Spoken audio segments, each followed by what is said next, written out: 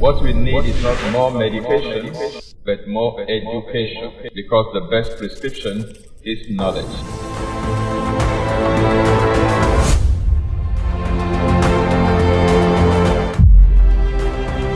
This is Exposé coming to you live from Lagos, Nigeria, every Monday on Instagram, YouTube, and Facebook simultaneously. I'm the regular host, Tony Akinyemi. Don't forget, what we need is not more medication, but more education, because the best prescription is knowledge.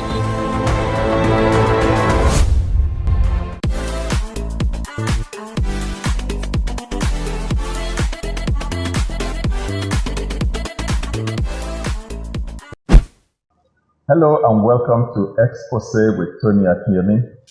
I'm your regular host, and it's my joy today again to present to you another episode on this very interesting platform where we learn a lot about wellness, well-being, and healthy living. Because we believe that the best prescription is knowledge. To be informed is to be transformed, and to be uninformed is to be deformed. What we need is not more medication. What we need is more education. We concluded our series in the last season on defeating diabetes, and we wanted to dedicate an episode to answering some questions on diabetes, but we got probably 2 or 3 questions only, which would not be sufficient for an episode. That tells me something. When I was just a young Christian, a teenager, my pastor used to say something after teaching Bible study on Tuesdays in those days. Tuesday evenings, we would go for Bible study. And after his teaching, he would ask us to ask him questions. And if nobody asked any question, he would then say, well, it's one of 2 things. It's either that I did a poor job, that you just didn't get anything, you don't even know what to ask, or I did such an excellent job that I already answered all the questions in your mind. He said it's one of those 2 things. So I'm wondering which one it is for us in the series on defeating diabetes. But I want to assume the second, that Dr. Melody and I did such a good job in addressing most of the areas relating to how to defeat diabetes naturally, that you don't even have any question to ask. That's fine, no problem about that. Today we are starting another season altogether, and we'll be dealing with so many different things. We will kind of assemble a number of interesting topics and be dealing with them one by one as the Spirit of God leads us. And I'm sure it's going to be very interesting. Just keep a date with us every Monday on Facebook, on YouTube at 8 p.m. Nigerian time. We'd like you to like us on Facebook and subscribe to our YouTube channel. Also press the notification bell so you can be alerted whenever we come live. Today I want to discuss a very interesting subject, and that is the subject of blue light. Blue light. Now many of us may be wondering what is blue light and what is it about and how does it relate to our health? Okay, let me begin by saying that there are 3 very important things that influence our wellness and our well-being in very subtle but significant ways, and sometimes we don't even realize it. One of them is sleep. Maybe many people are aware of that to some degree. The second one is sound. Not too many people are aware of the impact and the influence of sound on our sanity and wellness. And then the third one is light. So you see, sleep, sound, and light are 3 of the most underutilized tools for improving health. Each of these 3 items can negatively affect our health, but if we know how to appropriately deploy them, they can equally positively influence our health. I call them tools for improving health. Sleep is a tool to improve health. In fact, I've been working on a small book for years now. I haven't gotten around to complete it. It's titled Sleep Your Way to Health. Now, I hope one of these days it will be ready and available.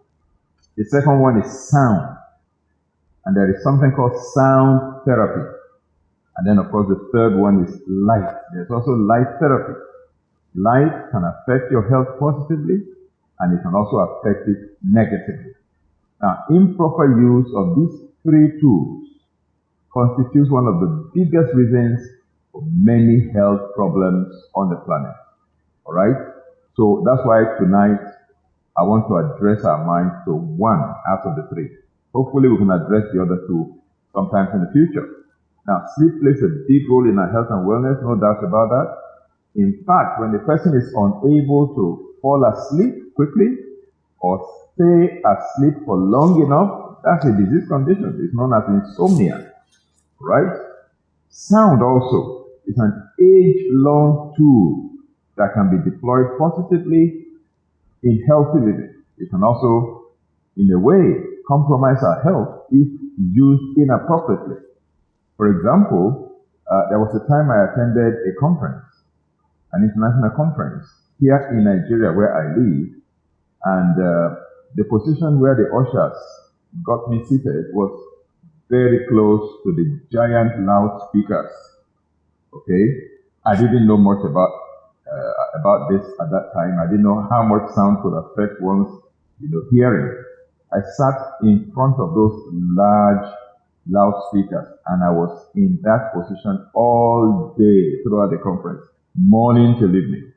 And the speaker was blasting away. In fact, sometimes musicians came to sing, then speaker after speaker after speaker came to make their presentations. I didn't realize the damage that penetrating sound was doing to my ears until I got home that night. By the time I wanted to sleep, my ears began to ring, and it rang till daybreak, and that went on for days. Wow, what a torture it was. That's how powerful sound can be, okay, in impacting on our wellness. Noise can also impact our sleep and our concentration. Imagine you're trying to catch a little sleep. There's a lot of noise pollution around you. Definitely you won't be able to sleep, you won't be able to concentrate. And if you can't sleep, then that will impact on your health. If you cannot concentrate on your work because of noise pollution, that is also going to impact on your productivity. Then there are certain types of music that can make people go wild. That's why when you see some young people dance to some music vibes, they start behaving like crazy, as if they're insane, because sound can provoke that kind of gyration, that kind of, weird behavior. Sound can be very powerful in influencing people. Now, in the Bible, we found David. He was a musician. He ministered to King Saul with music. When Saul was tormented with demons, David would play his instrument and sing anointed music, and the demons will let the king go, and the king will recover from his insanity, momentary insanity. That's sound therapy, even there in the Bible. Okay, what about naturally? Many of us are familiar with lullaby. You see, mothers in this part of the world where I live, mothers will back their babies when the babies are agitated and they want to go to sleep, or they're agitated one way or the other. Mothers will back the babies and begin to, dance and then sing lullaby for the baby. And before you know it, they will sing the baby to sleep. Soothing music can also be therapeutic. I have been in a situation where for 3 days I couldn't sleep. I was almost 20 years ago. I couldn't sleep, for 3 consecutive days. Terrible insomnia. One of the things that helped me was, sound therapy, soothing music. I had this cassette player. We used to use cassettes in those days.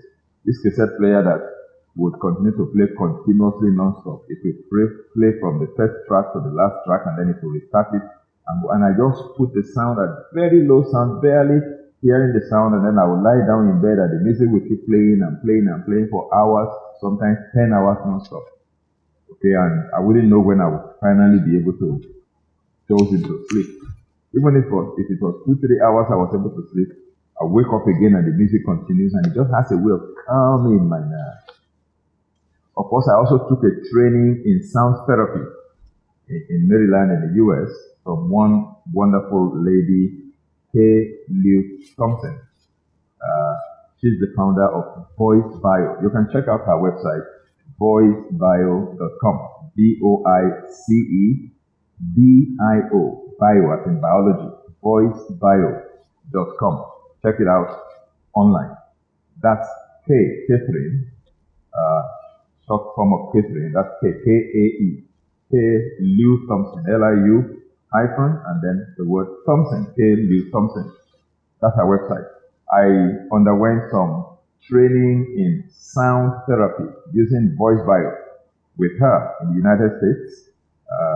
And it was a very wonderful eye-opener for me to see the impact of sound on our wellness, our well-being, and our health.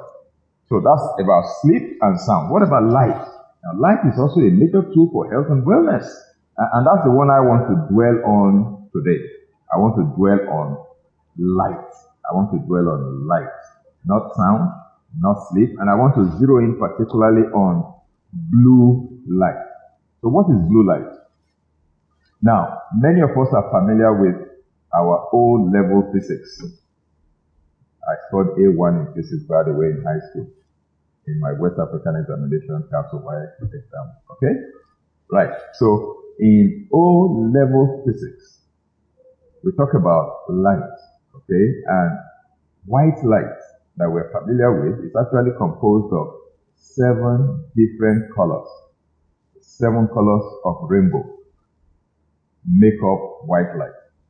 And then you remember O-level, the O-level word that we used to, acronym that we used to remember the 7 lights, that constitute white light. We have ROY GB. ROY GB. That's ROYGBIV. Okay? That's red, orange, yellow, green, blue, indigo, and violet. Those are the 7 lights that you find in white light. So when you combine those 7 colors, it produces white light. So when you refract light through any medium such as a glass prism, for example, the colors of light can then be separated into their individual colors. Now, so the electromagnetic spectrum is made up of these different light frequencies. Every color of light has its own unique frequency, right? Now, so blue light is one of those colors that show up when light is refracted, as it were. Now, blue light is called a high energy visible light, or HEV light, high energy visible light, because it emits high amounts of energy. Blue light emits high amounts of energy, and it can be seen by the naked eye. When blue light shows, you can see blue light. It has a short wavelength that ranges from somewhere between 450 and 495 nanometers in wavelength. That's when you talk about blue light. Okay. Now, there's a lot of evidence to support the notion that certain types of light, especially blue light, can impact our circadian rhythms as well as our hormonal balance in very significant and dramatic ways. Now, I've identified 2 things now that blue light can impact upon our circadian rhythm and our hormonal profile. Now, what is the circadian rhythm? Now, that is the ability of the human body that God created wonderfully and fearfully with a measure of intelligence to be able to determine when to feel awake, when to feel asleep, and when to be awake. You have a clock, that monitors that. That's called the circadian clock, where when it is time to sleep, your body just falls asleep. When it's time to wake up, you come back to light and you wake up. That rhythm, day, night rhythm, that's called the circadian rhythm, right? And then we also have all kinds of hormones that are secreted by different glands in our body, some in our brain, some in our torso. We have the hypothalamus, we have the pituitary gland, and all of those that secrete certain hormones in our body. So blue light can impact the circadian rhythm on the one hand. It can also impact on our hormonal balance, particularly the hormones that influence our sleep-wake cycle. things like serotonin, like melatonin, for example. Now, it was only about 3 decades ago that a Harvard University researcher discovered that light actually governs our internal clocks. Now we have been learning very slowly more and more about blue light since that discovery was made about 3 decades ago.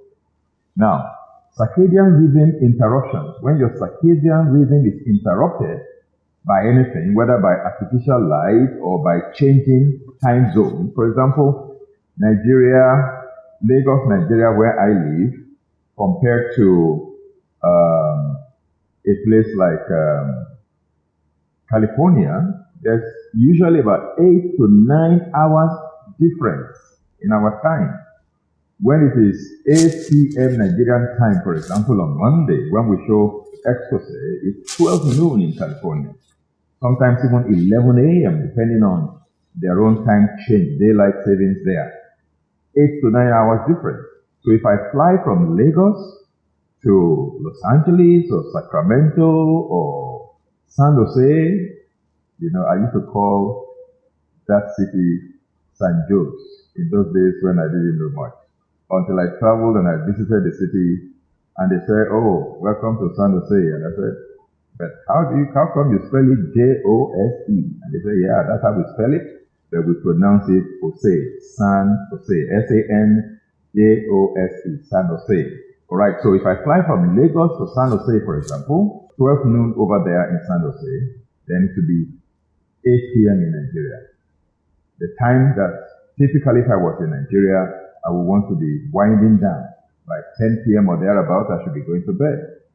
And so it would be like 2 p.m. when it is 10 p.m. here. And so when it is 2 p.m. in San Jose, I start feeling sleepy because my body is still working by the Nigerian time zone. My body still thinks that it is 10 p.m., whereas it is 2 p.m. over there. So I feel sleepy by 2. I can sleep from 2 o'clock till maybe about 10 p.m., 8 hours. And then I wake up at 10 p.m. and my eyes are as clear as day. I can't sleep anymore. That is what we call jet lag. Now, jet lag. Because circadian rhythm can be interrupted when you change from one time zone to another time zone when there is significant difference between the time in the two zones. It can also be interrupted by artificial light. Your circadian rhythm can be interrupted by artificial light. Okay? So artificial light is partially to blame for circadian rhythm interruptions. And when there is circadian rhythm interruptions, that is also partially to blame for many of our health problems today. For example, the overuse of artificial light and the resulting lack of sleep may be linked to several conditions such as obesity, such as increased risk of certain cancers and heart disease. I'll be talking about that much more as we go on today. It was not until the year 1879, by the way, when Thomas Edison, that great inventor, discovered and patented the electric light bulb. And until that year, 1879, that was in the 19th century, before Thomas Edison patented his, groundbreaking discovery and invention of the light bulb, there was no artificial lighting in existence on the planet until 1879. The only blue light that existed on the earth at that time was the natural blue light from the sun. But from 1879, Thomas Edison, with his invention, introduced artificial lighting that also brought artificial blue light. In those days, before artificial lighting came into existence, once it was sunset and the sun went down, people simply relied on lanterns, candles, or fire for illumination, for light, not the different kinds of lighting that we have today. Now, I'll be coming back very shortly after this break so we can discuss this very interesting thing. I'm leading somewhere and I want you to stay with me. If some of your friends have not joined us, please invite them to join us now. Exposé is going on right now. I'll be back shortly.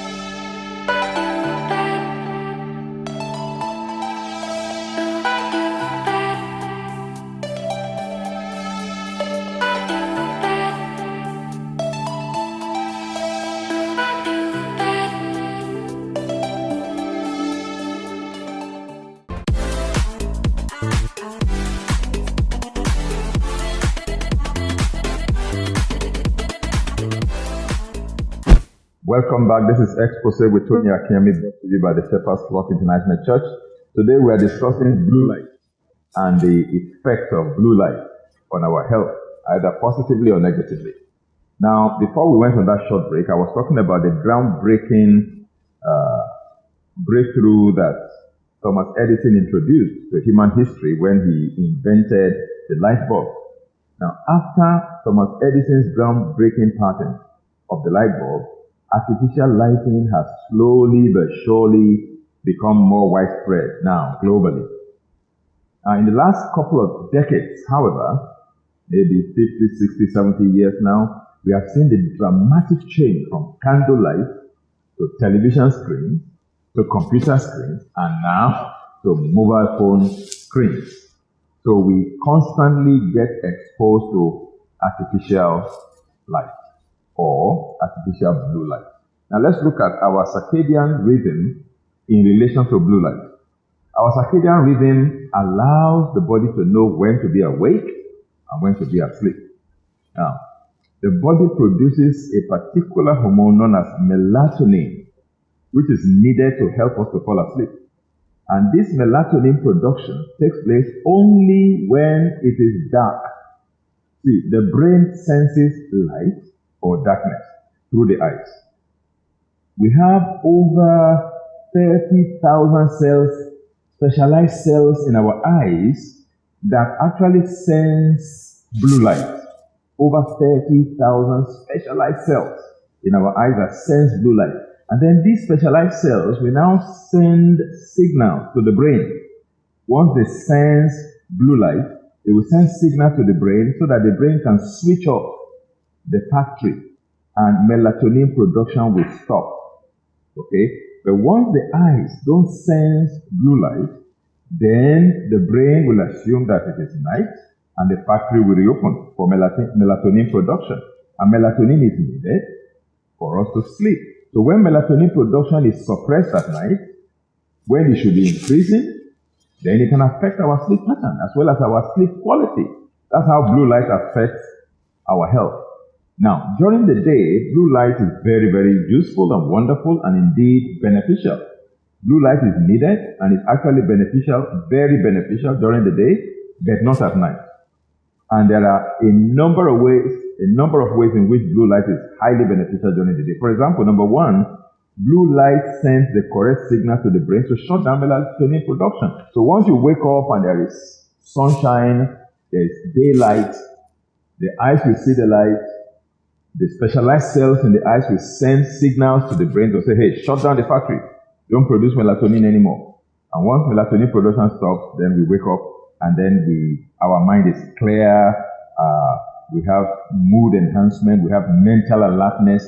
Then we are able to work. We are able to be productive. Imagine if melatonin production doesn't shut down when we wake up in the morning, then you go to work and you'll be sleeping on duty. So it is that blue light that comes from the sun that makes melatonin production to stop so that you can be awake, you can go to work, and you can do work and be productive so you can make money.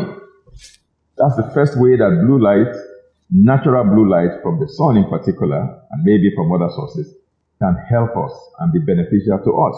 It sends the correct signals to the brain to shut down melatonin production. Number two, natural blue light from the sun also has a mood-enhancing effect on us.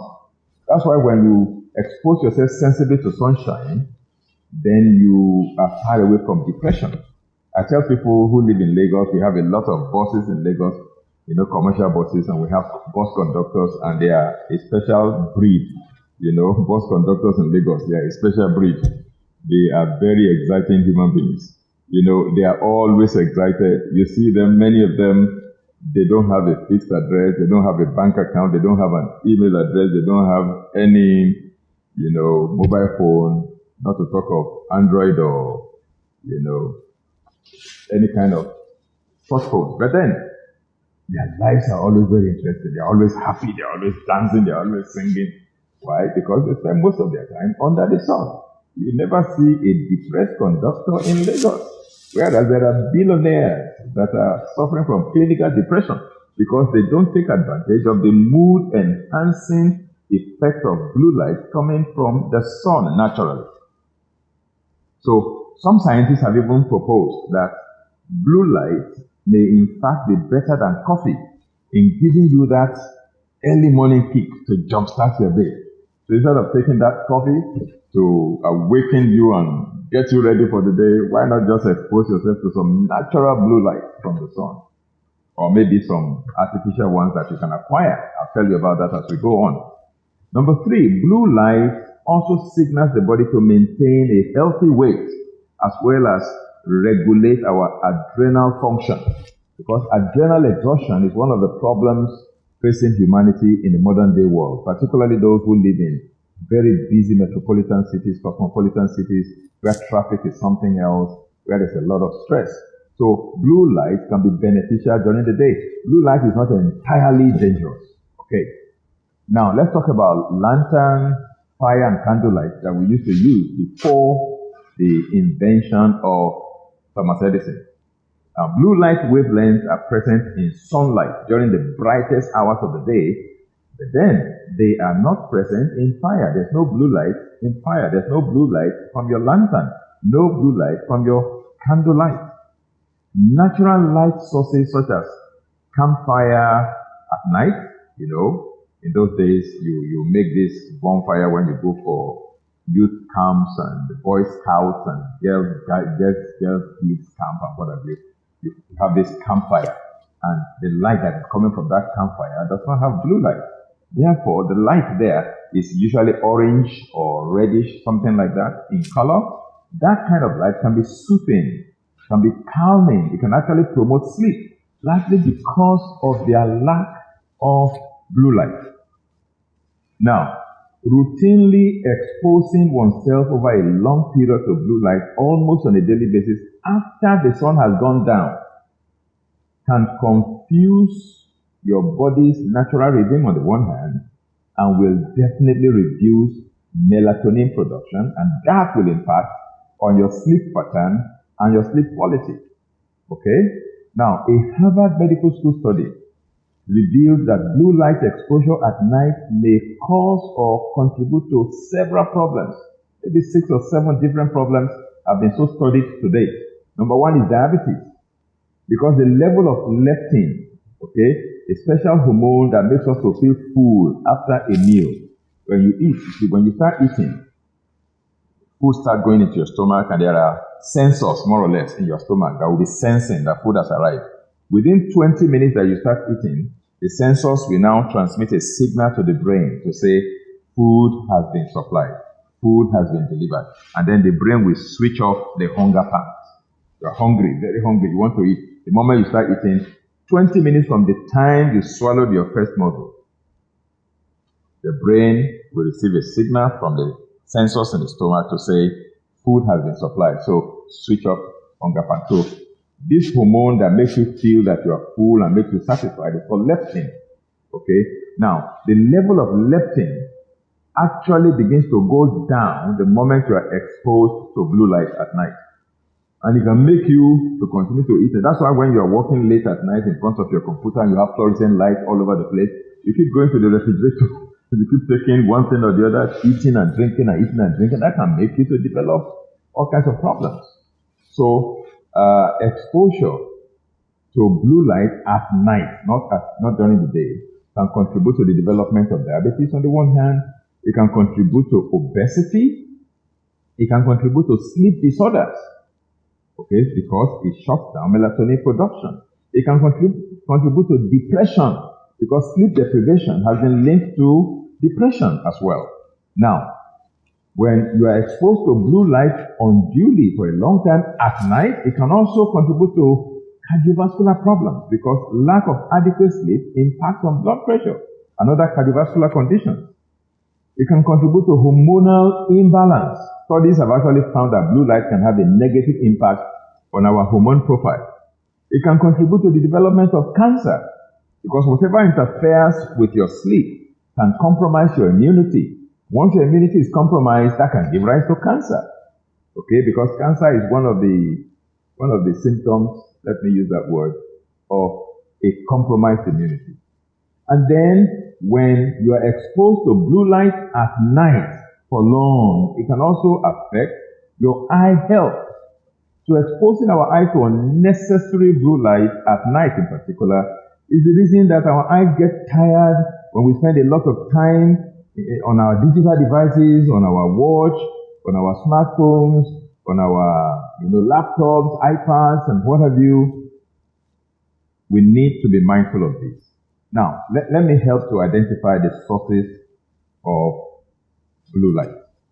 There are two major sources of blue light. The first one is the natural source, and the second one is the artificial source. Now, the natural source of natural blue light is the sunlight. The sun, indeed, is the strongest and the largest producer of natural blue light. Now, just like junk food, blue light that comes from man-made sources, they are called artificial blue light. Some scientists actually refer to them as junk light, just like we refer to junk food, junk light. But the natural blue light that comes from the sun is not junk light. Okay? Now, so the first source of blue light is the natural source, which is very good for us. The other one is the artificial one, which is junk light, which we have to be very discreet in the way we expose ourselves to them so they don't negatively impact our health. So I'm going to identify a number of artificial sources of blue light so we can, be very mindful of them and be careful the way we expose ourselves to them. The first one, of course, is our smartphones. According to a study that was carried out in the year 2017, it was discovered that Americans look at their phones on the average 80 times a day. 80 times a day. 2017. By 2022, definitely it will be more than that because more and more apps are beginning to show up. People are now working from home. People are now in front of their computers, in front of their laptop. But that was as at 2017, 5 years ago study. 80 times a day they look at their phones. Now, while smartphones are useful, they can also expose our eyes to significant amounts of blue light, especially at night. The second source of artificial blue light is our computers, whether they be desktops or laptops or whatever. Nowadays, many jobs require people, to sit in front of a computer screen for roughly 8 hours a day or even more. Now, this can be especially bad for people who continue working late into the night after they leave the office because it forces them to soak up large doses of blue light. A third source of artificial blue light is our tablets and other digital devices. See, while technology has allowed most people to carry the processing power of a small computer in their pockets, in their palms, they've also made people overly dependent on their electronic devices. A fourth source of artificial blue light is fluorescent bulbs, and LED light, that is light emitting diodes. Okay? Even if you are completely, mindful and you stop intentionally to expose yourself unduly to blue light from your laptop or your phone, many of us still have fluorescent bulbs at home. We call them energy-saving bulbs because they don't consume much power. But the downside is that they emit a lot of blue light. Okay? And so even if you completely stop using mobile devices, you can still be exposed to excessive amounts of blue light from your LED light and from your fluorescent bulbs. A fifth source will be our television sets.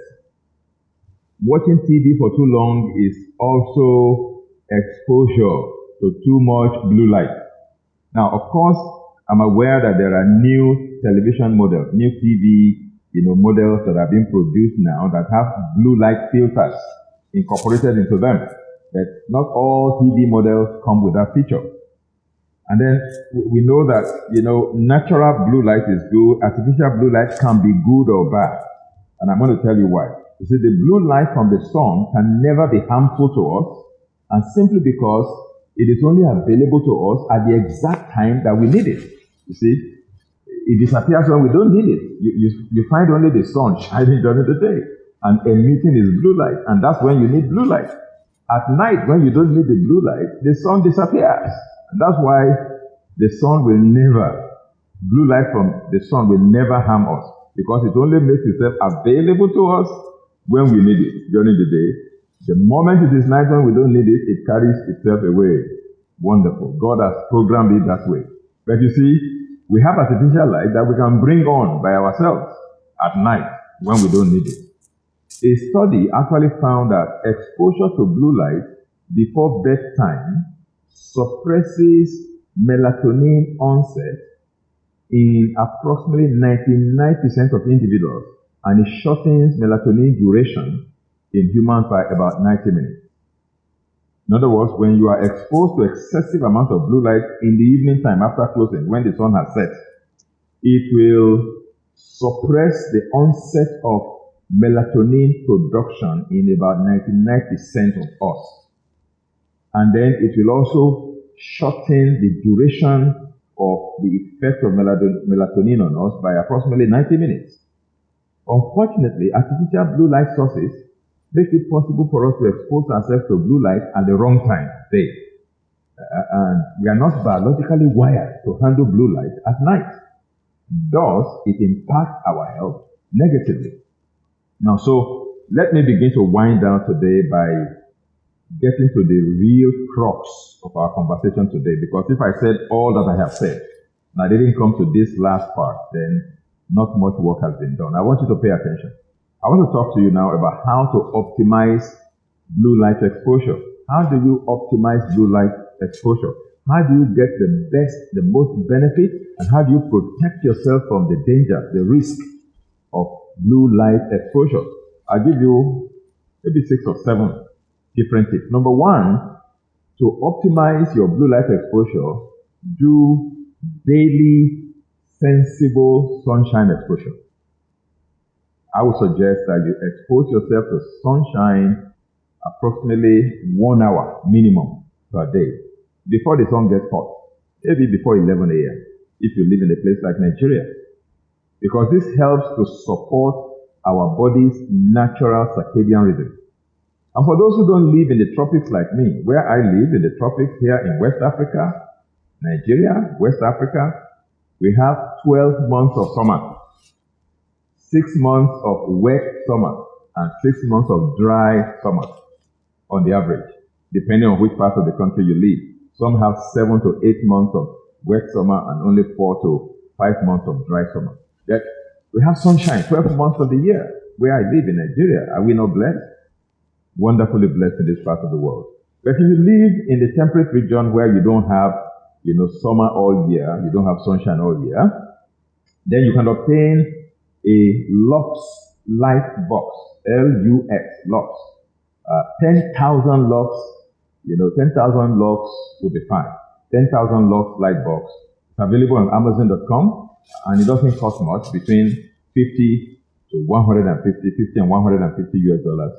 And you can use that in the morning to expose yourself to synthetic or artificial blue light. That's one way to optimize blue light. Sensible sunshine exposure. Number 2, consider avoiding fluorescent bulbs in your house. Now, it can be used in your office during the day. When you are in the office during the day and you have, energy-saving bulb, fluorescent light and white light all over the place to illuminate and brighten, it's okay. That can keep you awake because you need to be awake. But in your house, where you wind down to go to sleep at night, consider avoiding the use of fluorescent bulbs in your house. You can use red or orange colored bulbs, particularly in your bedroom where you sleep. That's the second way to optimize your exposure to blue light. The third one is to consider removing unnecessary electronics and other sources of artificial light, such as night lights in your room, digital LED alarm clocks in your room, television sets in your room, computers in your room. Remove everything from your bedroom because these are all sources of blue light emission. Number 4, stop exposing yourself to blue light for 2 hours before bedtime. How do you do that? By avoiding bright lights in your house, by not watching TV screens 2 hours before you go to bed, or staying in front of your laptop 2 hours before you go to bed, or your smartphone or iPad 2 hours before you go to bed. Start winding down gradually. If you sleep by 10 p.m., stop exposing yourself to blue light from 8 p.m. so that your body will start winding down. You sleep by 11 p.m., stop exposing yourself from 9 p.m. That's what I mean by stop exposing yourself to blue light for 2 hours before bedtime. Number 5, get your bedroom where you sleep to be as dark as possible while you're sleeping. So if you have any artificial light source coming from outside into your room, such as street lights or maybe even the moon, shining, then use blackout curtains on your window to black it out completely so that no blue light enters into your room. Number 6, consider using blue light blocking glasses after sunset if you must stare at your screen. In other words, like I work many times very late into the night in my study. I'm always in front of my computer. I am writing, I am researching, I am studying, I am doing a lot of work, okay? And I stare on the screen for hours and hours and hours every day. Once it is evening time, I am not supposed to be exposing my eyes to blue light again. So what I do is I wear my blue light blocking glasses. That's it right here. And I'm sure some of you must have been wondering since I started to say, hey, Rev Tony, I started using glasses.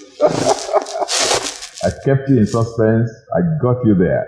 Of course, there's nothing wrong in wearing, eyeglasses if you need it. It's very important so you don't damage your eyes. But by the grace of God, I don't need it yet.